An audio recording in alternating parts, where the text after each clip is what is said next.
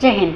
Passing of appropriation bill की बात किया जाए तो यानी विनियोग विधेयक का पास होना, इसे ये कहा जाता है यानी कि जैसे वोटिंग ऑन डिमांड है, जैसे कि 15,000 करोड़ दिया गया है कि इसको पास करना, तो पास अगर हो जाता है उससे कहा जाएगा ग्रांट। लेकिन अगर 15,000 करोड़ संसद ने वादा किया है कि सरकार को देंगे, तो अगर इसको सरकार के खजाने से निकालेंगे तो इससे एक बिल आएगा जिसे कहा जाता है एप्रोप्रिएशन बिल, जो कि मैं इस बिल की बात कर रही हूँ। यही एप्रोप्रिएशन बिल है। अगर ये बिल पास हो जाता तो यानी संचित निधि से निकाल सकते हैं, ये बात किया जा रहा है। एक बात और, अब ये जो बात किया जा रहा है, यहाँ देखो, यहाँ बोला संसद ने वादा किया कि सरकार को देंगे यानी 15,000। अब आप बोलो जो संसद है, संसद सरकार किसकी है?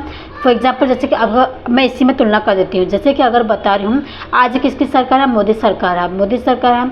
अब मोदी सरकार की मेजोरिटी रहेगी, और जब संसद में जो अभी ये चीज़ की ग्रांट कर रहे हैं कि हमें 15 करोड़ देना है, अब ये जो 15 करोड़ रहता है इसको लेने के लिए भी एक मेजोरिटी रखा जाता है। अब जिसकी सरकार आज है तो उसकी मेजोरिटी अगर ज़्यादा हो गए ऑब्वियसली तो उनका पैसा हो ही जाएगा, ही होकर ही रहेगा, यानी इसमें ये पैसा उन्हें मिल ही जाएगा। आप ये नहीं बोल सकते कि यानी कि विपक्ष की पार्टियां ने मेजोरिटी नहीं दिला सकते, ऐसा हो ही नहीं सकता, क्योंकि जब जिसकी बहुमत है, जिसकी जीत जाती है तो उसको कैसे भी करके वो चीज़ मिलेगा, क्योंकि उसी की सरकार ऑब्वियसली होती है।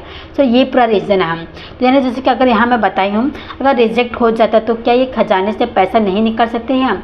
निकाल भी सकते हैं बहुमत से, जो कि मैंने आपको बताया ये मेजोरिटी से निकाल सकते हैं।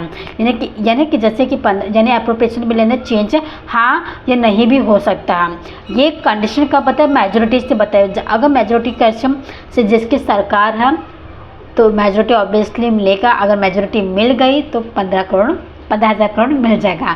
तो पूरा परफॉर्मेंस ये है, यानी एग्जैक्टली किस तरह से एक एप्रोप्रिएशन बिल को पासिंग किया जाता है।